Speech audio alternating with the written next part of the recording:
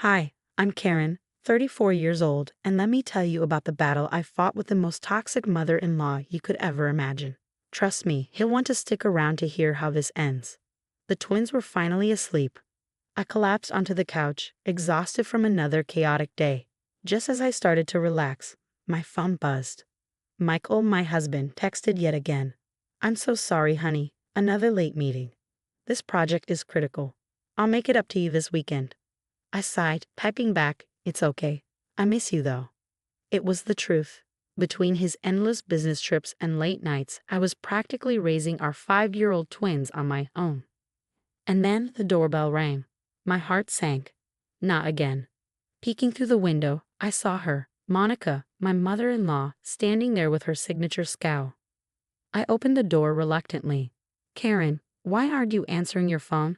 And why is there a toy in the driveway? That's dangerous." "It's 8 p.m., Monica. The kids are asleep." Well, if you were a more organized mother, they'd be in bed by 7:30, when Michael was little. "Monica," I interrupted, my patience thin. "We've talked about this. Please don't show up unannounced." Before she could launch into another lecture, my phone rang. It was Sarah, my old work friend and a much-needed lifeline. "Karen, you're not going to believe this," Sarah said, her voice buzzing with excitement. "Thompson and Brooks is hiring. Senior Marketing Director. This could be your comeback." Later that week, I met Sarah for coffee. "I miss work so much," I admitted, stirring my latte. "The twins are in kindergarten now. It feels like the perfect time." "Of course it is. Remember that campaign you led? Increase sales by 40%. You're wasting your talent at home." Just as I started to feel hopeful, the door jingled, and in walked Barbara, Monica's best friend. "Great. Karen, fancy seeing you here." Barbara sneered. "Monica mentioned you were neglecting those poor babies to job hunt." I rolled my eyes, my phone buzzing again. This time, it was my sister Rachel. "Don't let her get to you. Remember last month?" "Ah, yes, last month. The school incident. Monica had tried to pick up the twins without my permission, throwing a fit about her so-called grandmother's rights. That memory still made my blood boil. "You're making a mistake," Monica declared during her next uninvited visit. "Michael works so hard to provide for you. Your children need their mother at home." I squared my shoulders. My children need a happy, fulfilled mother. And Michael supports my decision. Her eyes narrowed. "We'll see about that." I ignored her, updating my resume, scheduling interviews, and finally getting the call. "Mrs. Thompson would like to meet you next Tuesday," the recruiter said. "Senior Marketing Director."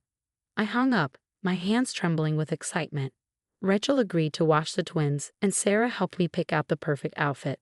"You've got this," Sarah said firmly. "Don't let Monica hold you back." Little did I know, Monica and Barbara were already scheming to sabotage everything I'd worked for. That evening, Monica called. Her voice screeched through the phone as I ironed my suit. "Going back to work is the most selfish thing you could do, Karen. Michael's job requires him to travel, and those babies need their mother." "The twins are thriving in kindergarten," I replied calmly, "and Michael supports my decision." "Oh, does he?" she hissed. "We'll see what he says when he finds out you're abandoning his children." I hung up, shaking. Michael was out of town for a week-long conference, and his absence always emboldened her. "Rachel, are you sure you can watch the twins Tuesday?" I asked, pacing. "Stop worrying," Rachel reassured me. "They'll have a blast. Monica won't even know where to find them." The next morning, my phone buzzed. A frantic text from Sarah. "Karen, heads up. Barbara was bragging at the office about teaching you a lesson. She knows about your interview." My stomach dropped. Of course, Barbara. She worked in HR at Thompson and Brooks. That afternoon, Monica showed up again, smug as ever. "I know all about your little interview. Barbara told me everything." Monica sneered, crossing her arms. I shot back. "This is none of your business." "Everything about my son's children is my business," she snapped. "I've already spoken to a lawyer about my rights." My stomach tightened. "What lawyer? What rights?"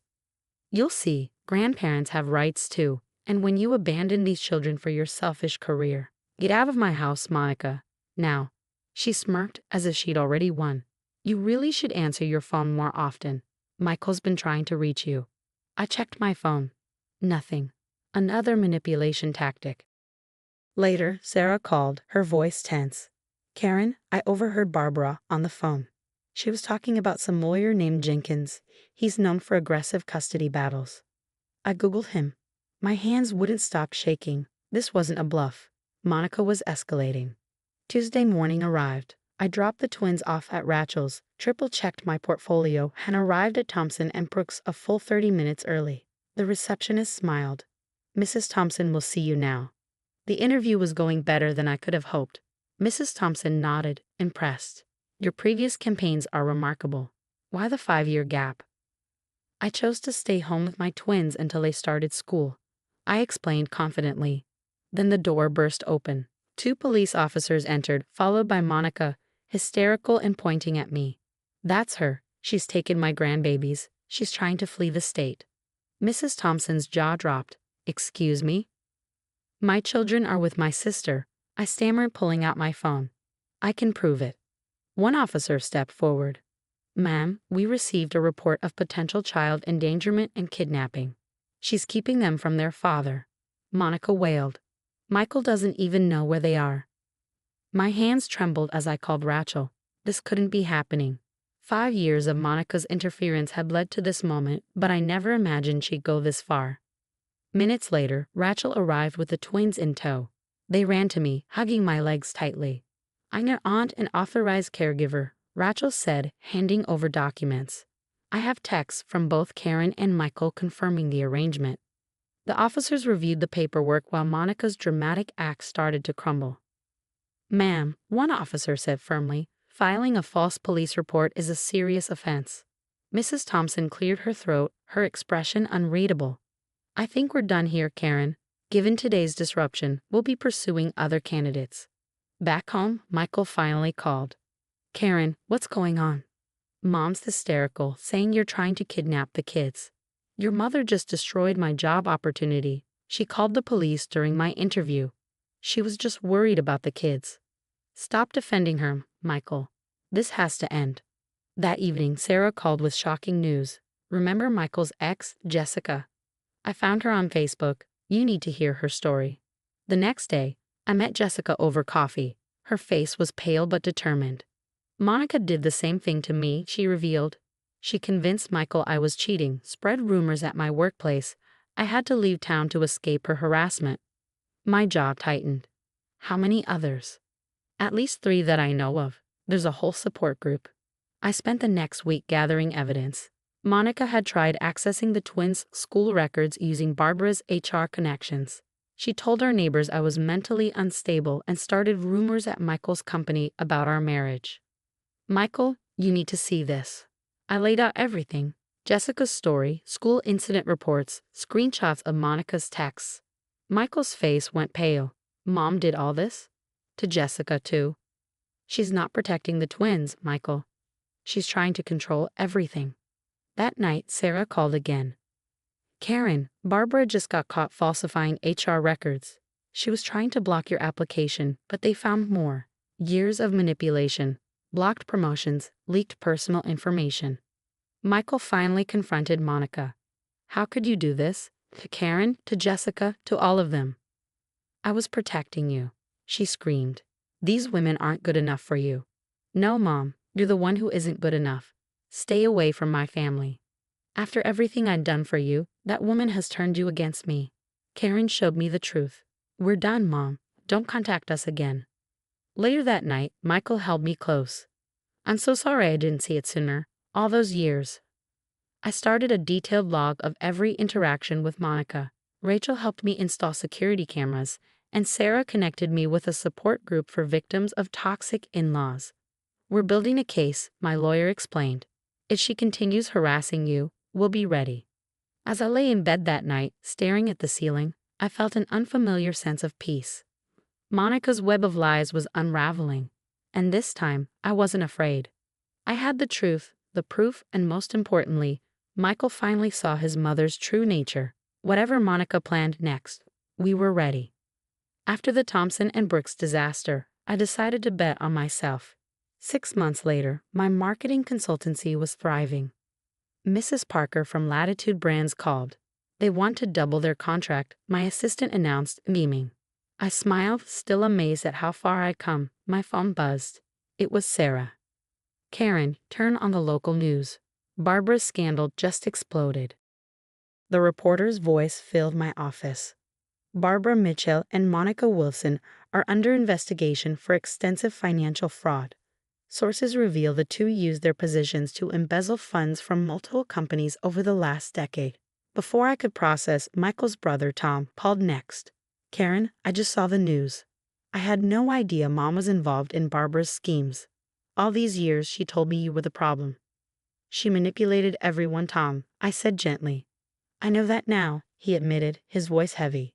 I found the letters she hid, birthday cards, Christmas presents for the kids. She intercepted everything, claiming you and Michael didn't want us in contact. Later that week, our lawyer updated us on Monica's situation. She's been caught helping Barbara funnel money through fake consulting contracts. The fraud investigation also uncovered the false police reports, harassment, and her attempts to access private records, he explained. Michael squeezed my hand.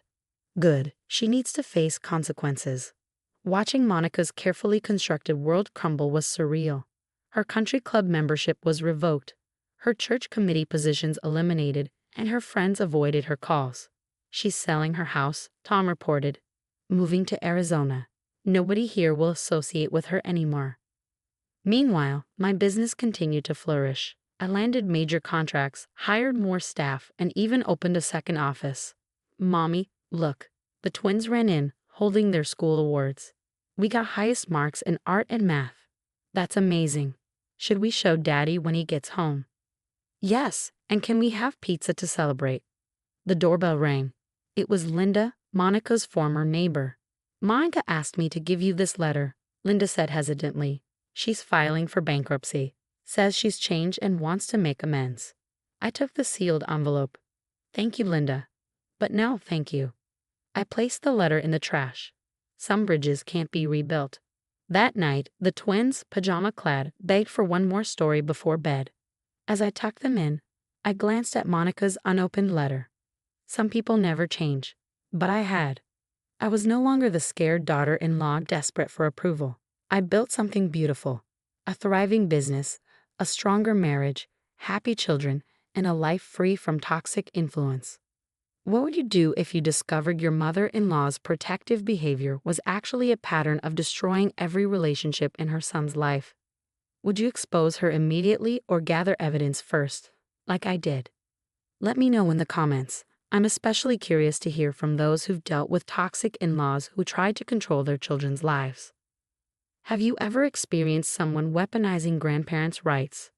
This story came to an end, but there are countless others of people standing up to toxic family members. If you want to hear more about how others overcame similar situations, hit subscribe and turn on notifications. Your support helps us share stories that many are too afraid to tell. Stay strong, because sometimes the family you need to cut off is the one you married into. Drop it if you agree.